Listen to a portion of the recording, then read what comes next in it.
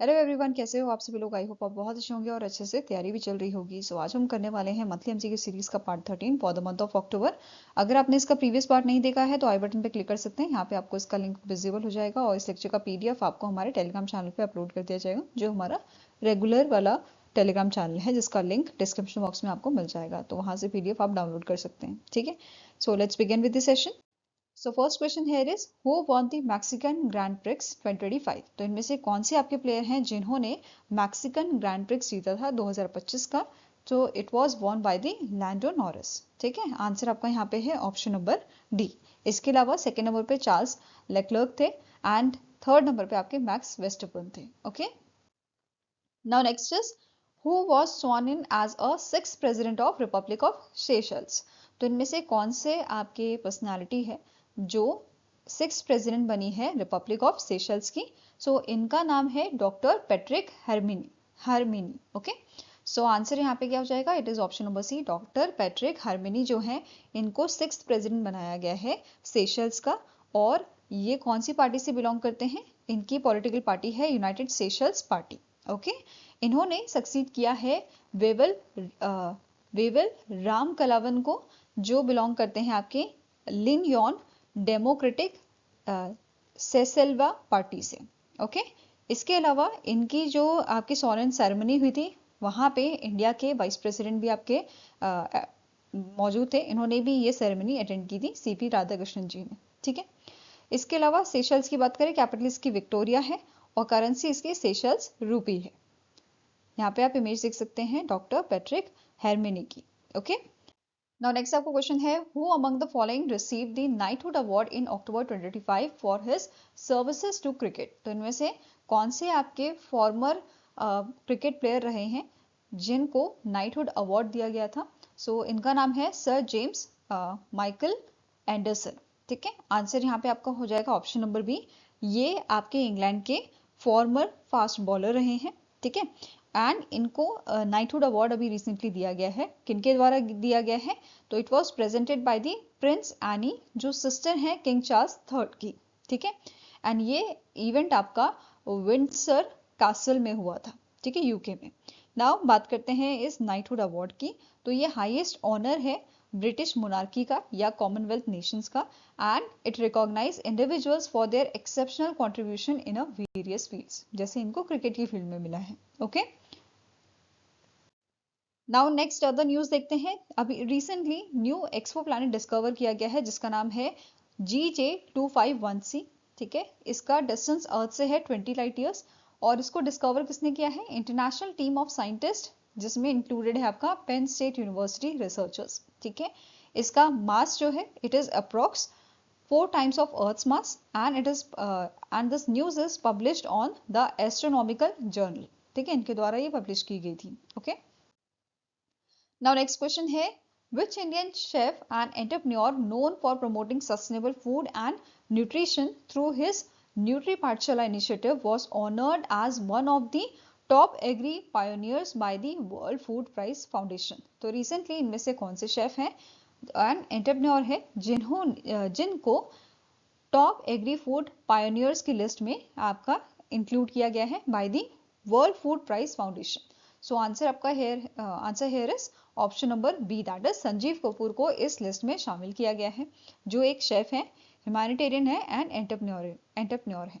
ठीक है, अब बात करते हैं इस लिस्ट की, टॉप एग्री फूड पायोनियर्स की लिस्ट की।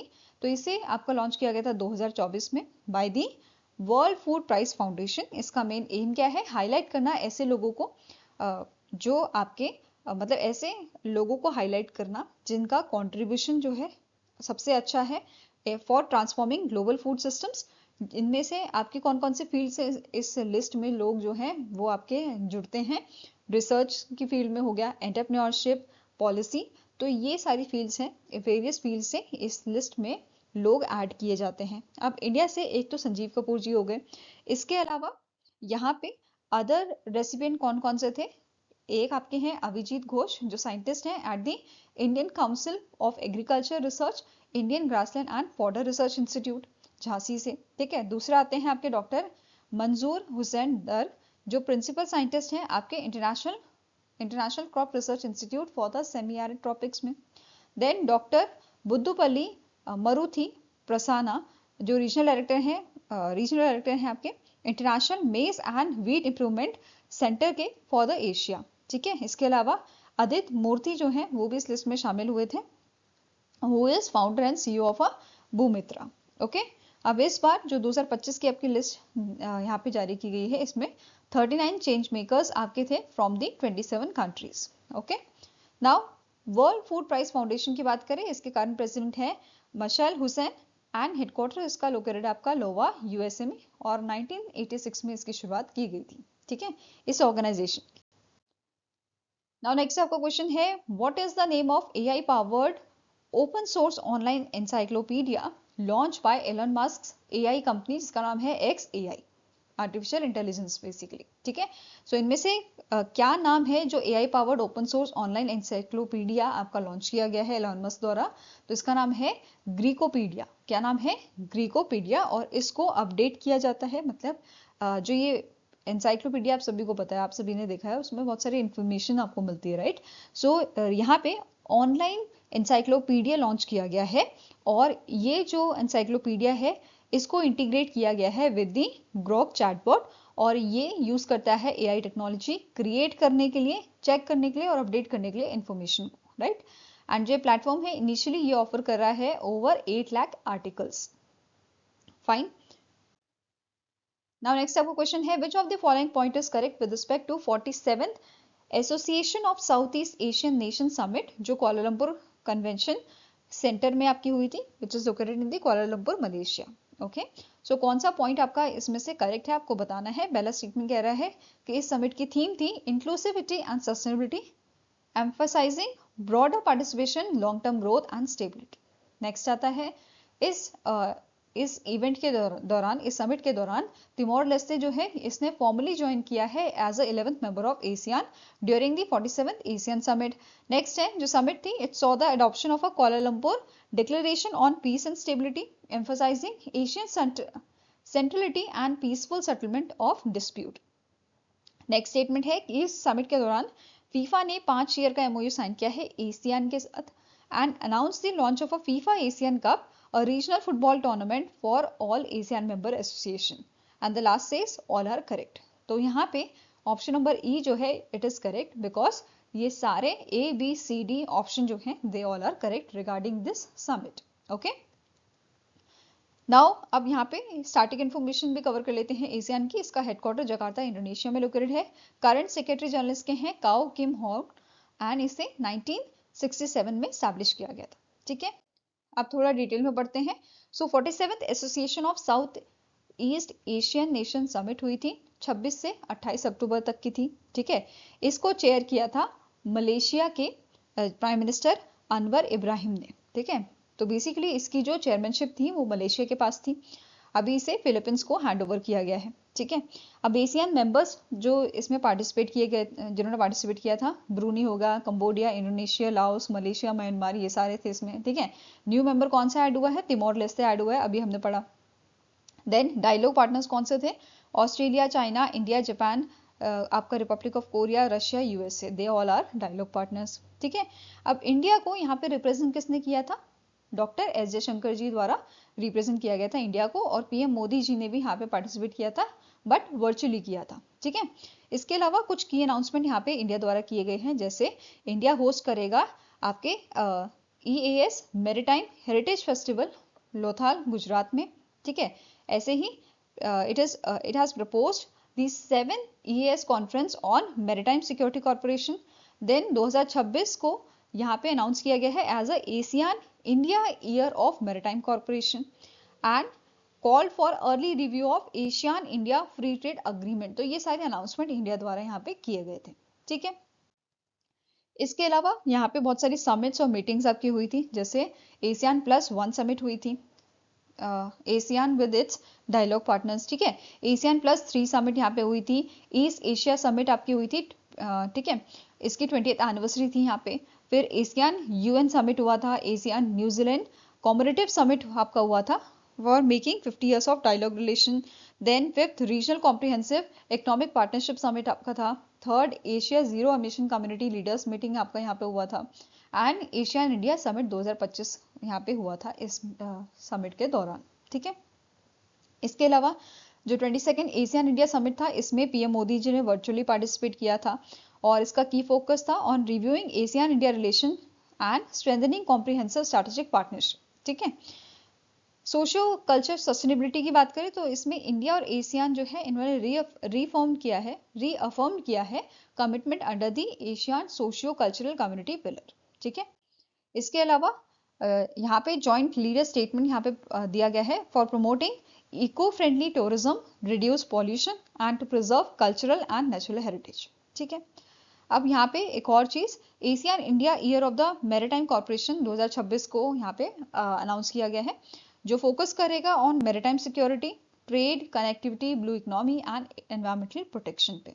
ठीक है, इसके अलावा 400 प्रोफेशनल्स जो आपके हैं in renewable energy for Asian power grid, यहाँ पे इनको ट्रेन किया जाएगा। ठीक है, देन नेक्स्ट है क्विक इम्पैक्ट प्रोजेक्ट्स यहाँ पे आपके एक्सटेंड किए गए हैं टू दी तिमोर लेस्ते, इसने रिसेंटली ज्वाइन किया है। ठीक है, इसके अलावा यहाँ पे स्ट्रेंथनिंग किया जाएगा cooperation in education field, energy field, science and tech, then आपका fintech, culture, semiconductor, infrastructure, rare earth and critical minerals पे। ठीक है, कुछ एमओयूज भी यहाँ पे साइन हुए हैं। एक तो अभी हमने पढ़ा कि फीफा ने 5 साल का एमओयू साइन किया है एशियन कंट्रीज के साथ for sports integrity, social and economic development and for launching FIFA Asian cup. ठीक है, देन चाइना एंड एशियन जो है इन्होंने यहाँ पे अग्रीमेंट साइन किया है for upgrading Asian China free trade area agreement. ठीक है, नेक्स्ट आता है यहाँ पे अभी हमने एक और चीज पढ़ी कि कुआलालंपुर डिक्लेरेशन जो है वो हमने अडॉप्ट किया था।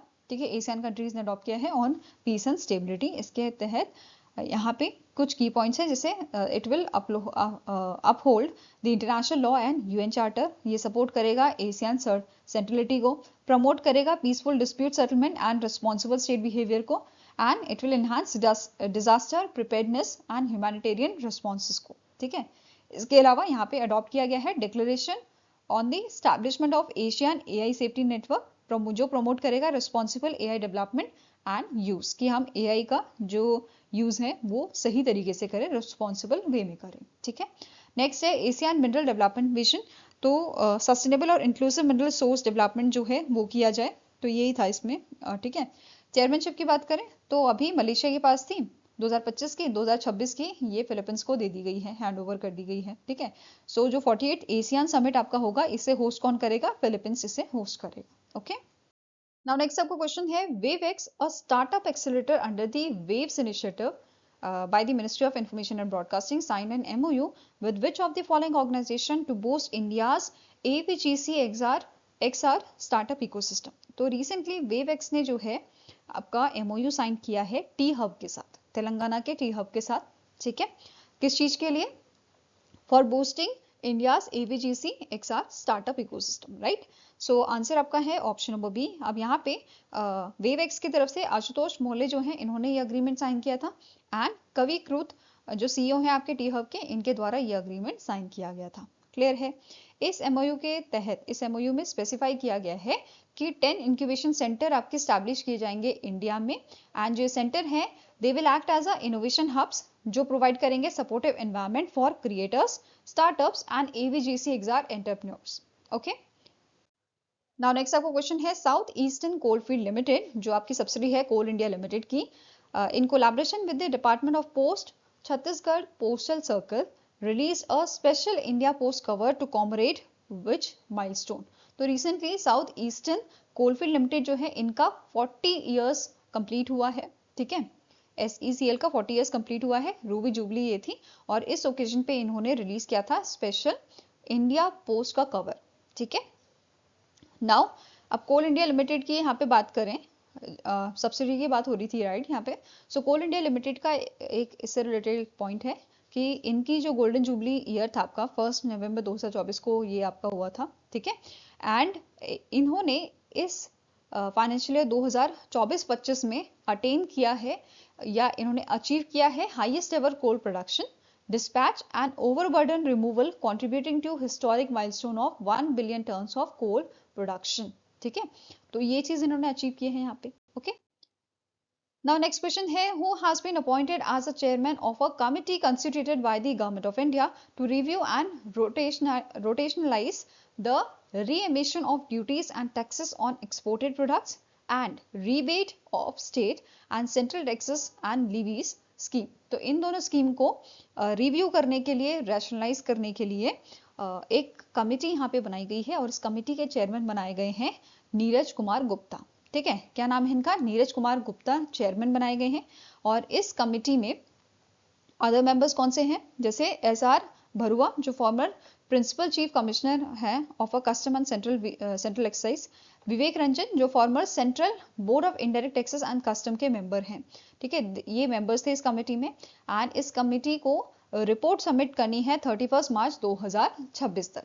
ठीक है, इसके अलावा यहाँ पे इसका पर्पस क्या है, इस कमेटी को बनाने का पर्पस क्या है या इस रिव्यू को करने का पर्पस क्या है कि जो करंट स्कीम्स हमारी है, बेसिकली इन स्कीम्स के जो रेट्स हैं वो बेस्ड हैं आपके 2022 के डेटा पे और इसे हमें रिव्यू करना है अब आपके 2025 के डेटा में। ठीक है, फाइनेंशियल 2025 के डेटा पे बेस्ड हमारा ये रिव्यू होगा। ठीक है, अब जो ये रिव्यू है ये अपडेट करेगा rates to reflect rising input cost, higher logistic and compliance cost, tax changes and global market shifts। ठीक है, तो इनको ये रिव्यू करेगा, इनको ये अपडेट करेगा। ओके, इसके अलावा फंक्शन क्या रहेगा इस कमेटी का कि ये कलेक्ट करेगा और एनालाइज करेगा data on the all non refundable taxes and duties which affects export.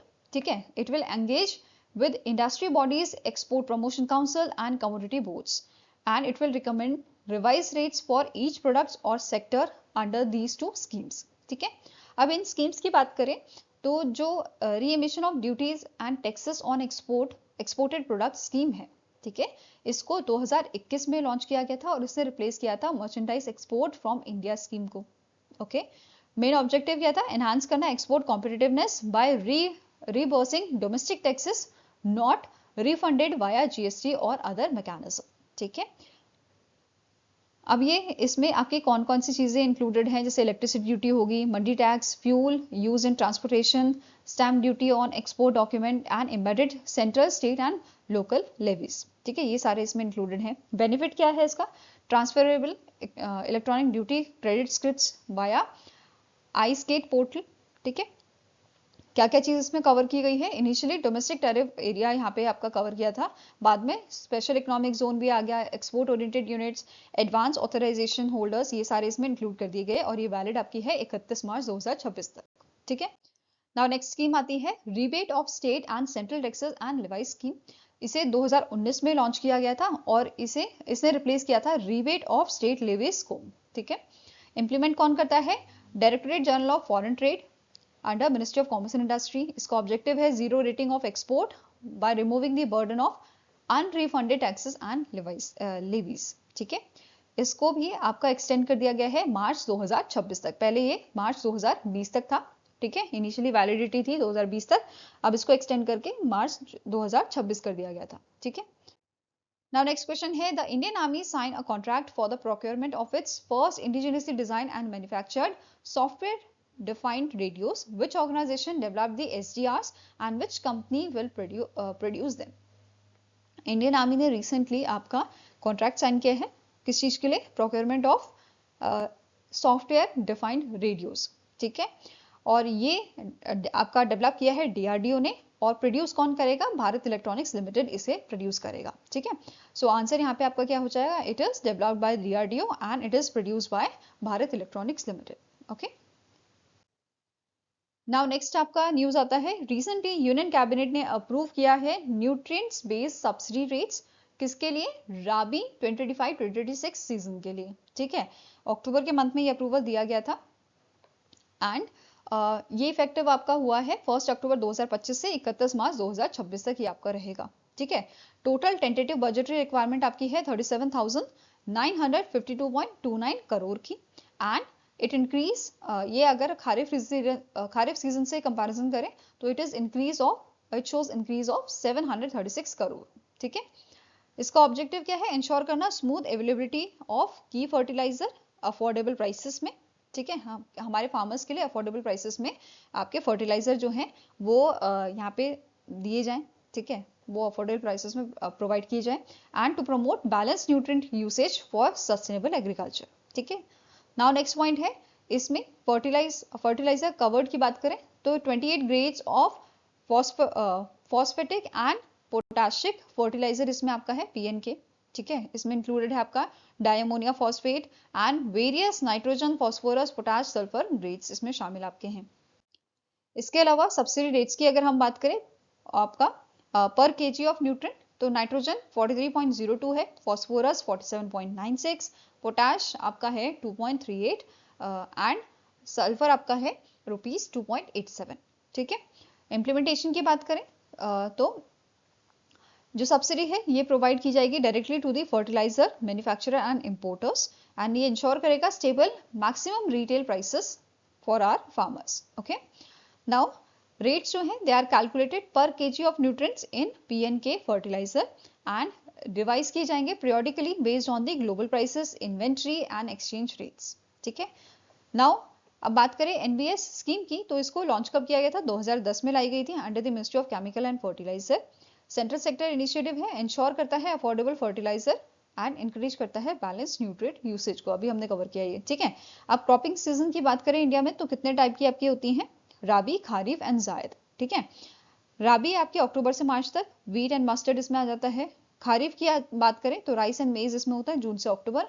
Then मार्च से जून में आपकी आ जाती है जायद, शॉर्ट ड्यूरेशन क्रॉप होती है जैसे आपकी वाटरमेलन हो गया, क्यूकम्बर हो गया। ठीक है, नाउ इस पे बेस्ड क्वेश्चन कर लेते हैं। Under the approved nutrient based subsidy rates for Rabi 2025-2026 what is the subsidy per KG of phosphorus. Phosphorus के लिए पर केजी की सब्सिडी यहाँ पे बताई गई है आपके 47.96 की। ठीक है, तो answer here is option number B. Now next आपको क्वेश्चन है, recently in October the union cabinet approved the terms of reference for the 8th central pay commission who has been appointed as its chairperson. तो देखो जो central pay commission है ये 10 साल में एक बार बनाया जाता है ताकि जो गवर्नमेंट एम्प्लॉयज हैं उनका जो पे स्ट्रक्चर है, उनका जो स्केल है, ठीक है, वो रिवाइज किया जा सके।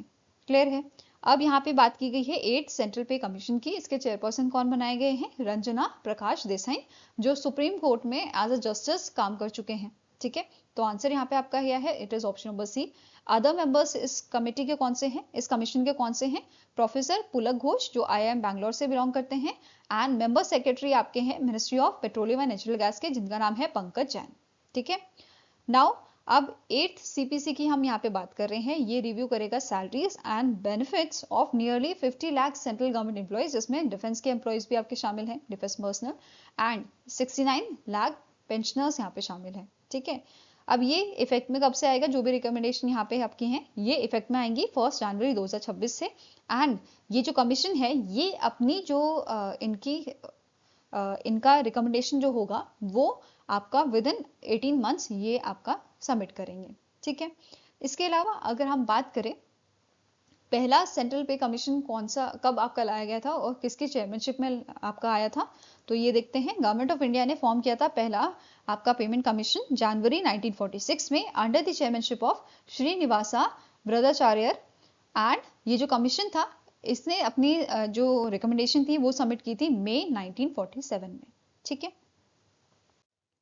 नेक्स्ट क्वेश्चन है, which chess player from Punjab recently became the state's second international master after securing the 4th position at the 3rd Annemasse international master tournament in France. तो इनमें से कौन से आपके प्लेयर हैं जो रिसेंटली पंजाब के सेकंड इंटरनेशनल मास्टर बने हैं। इनका नाम है इनका नाम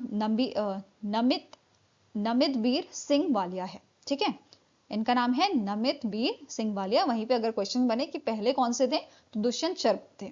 ठीक है, इनका नाम है दुष्यंत शर्मा। नाउ ये टाइटल जो है it is awarded by the international chess federation. ठीक है, एंड यहाँ पे जो दुष्यंत शर्मा है ये पंजाब के पहले इंटरनेशनल मास्टर बने थे चेस के, इन विच ईयर 2022 1 फरवरी 2022 में ये आपके जो हैं पहले इंटरनेशनल मास्टर बने थे पंजाब के। ठीक है, now next up question है, Russia recently tested its nuclear powered unmanned underwater vehicle Poseidon, also known as Canyon by NATO. What is the approximate strike range of this UUV, which is your underwater vehicle? ठीक है, unmanned under water vehicle. तो basically एक under water drone आपका यहाँ पे test किया गया है। It is your nuclear powered under water drone, जिसकी रेंज 10,000 किलोमीटर्स की है, राइट। सो आंसर क्या हो जाएगा, it is option number C, that is 10,000 kilometre की इसकी स्ट्राइक रेंज है। एंड स्पेसिफिकेशन की बात करें तो इसकी लेंथ है 20 मीटर्स की, its diameter is 1.8 metre, 100 tonnes का इसका वेट है and maximum speed 185 kilometre per hour की है। ठीक है, यहाँ पे आप इसकी इमेज देख सकते हैं। Now next question है, who won the 2025 presidential election in Cameroon securing his 8th consecutive term? तो इनमें से कौन से पर्सन है, कौन से पर्सनालिटी हैं जिनका बेसिकली जिनको इलेक्ट किया गया है आपका 8th टर्म के लिए। ठीक है, तो आंसर यहाँ पे आपका हो जाएगा, इनका नाम है पॉल बिया। ठीक है, ये आपके ओल्डेस्ट प्रेसिडेंट बने हैं। ठीक है, इनकी एज अभी है 92 years and he become the world's longest serving and oldest president at the age of 92। ठीक है, यहाँ पे आप जो है इनकी इमेज देख सकते हैं। फाइन, अब पॉल, इनका पूरा नाम है पॉल बार्थोलोमे बिया अबी मोवोंडो। ठीक है, एंड इन्होंने इससे पहले 7 बार एज अ प्रेसिडेंट सर्व किया है, 1984 में, 1988 में, फिर 1992, 1997, 2004, 11, 2018 एंड नाउ इन 2025। ठीक है, ये इनका 8th टर्म है, 8th कंसेक्यूटिव टर्म है। ओके, नाउ नेक्स्ट आपको क्वेश्चन है, who was conferred with the South Korea's highest civilian honour the Grand Order of Mugunghwa along with the replica of Silica dynasty gold crown? तो recently जो US के president है Donald Trump, इनको honour दिया गया है South Korea के president द्वारा। ठीक है, एंड ये पहले यूएस प्रेसिडेंट बने हैं जिन्हें ये प्रेस्टिजियस अवार्ड दिया गया है।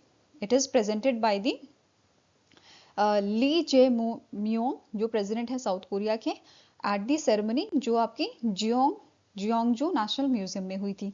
ठीक है, इसके अलावा सीला डायनेस्टी गोल्ड क्राउन भी यहाँ पे इनको, इसका मतलब रेप्लिका जो है वो यहाँ पे इनको प्रेजेंट किया गया था।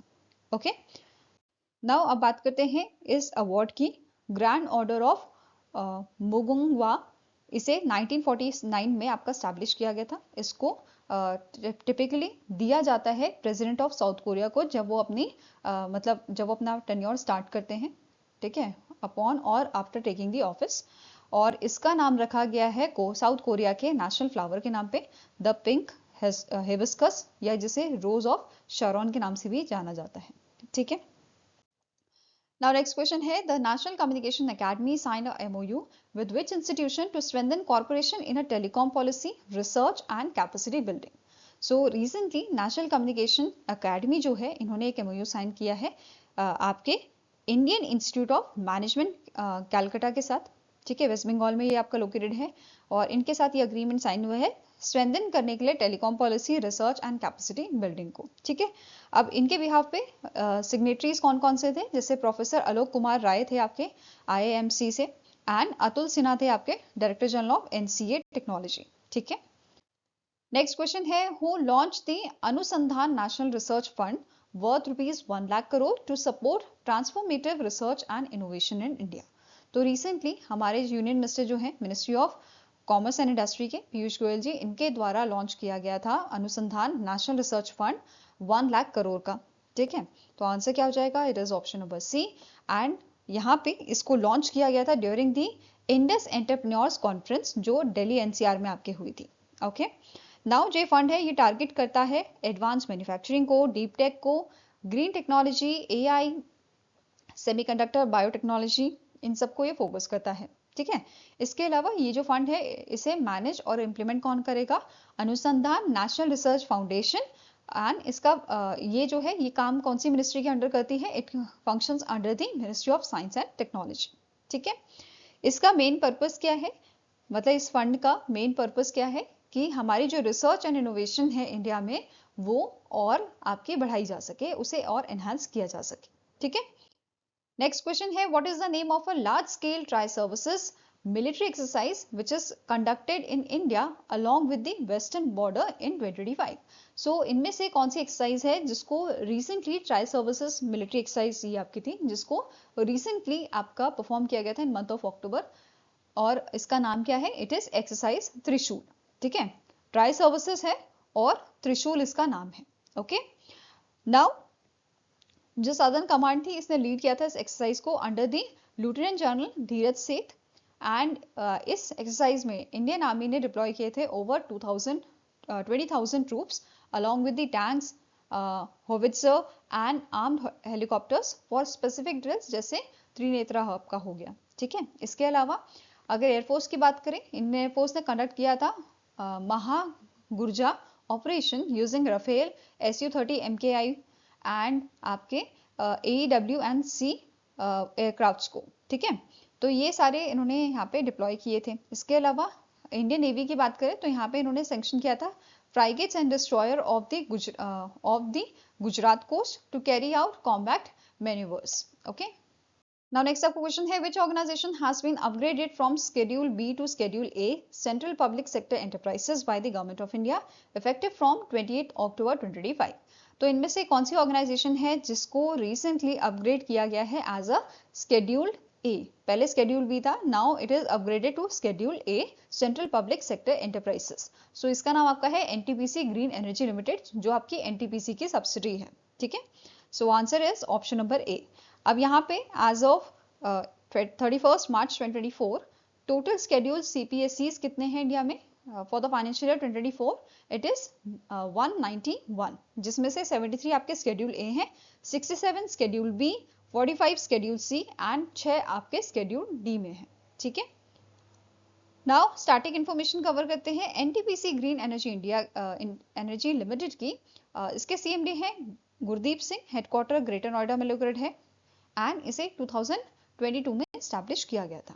ओके, आई होप गाइस आपको ये वीडियो पसंद आया हो। पसंद आया तो लाइक एंड शेयर जरूर कीजिएगा और हमारे साथ जुड़ने के लिए हमारे चैनल को सब्सक्राइब कीजिएगा। अगर आपके कुछ सजेशन है तो आप हमें मेल कर सकते हो benchmarkstudy007@gmail.com पे, या फिर आप हमें कमेंट सेक्शन में भी लिख सकते हैं। सो मिलेंगे से नेक्स्ट वीडियो के साथ। Till then take care, have a nice day and all the best for your preparations.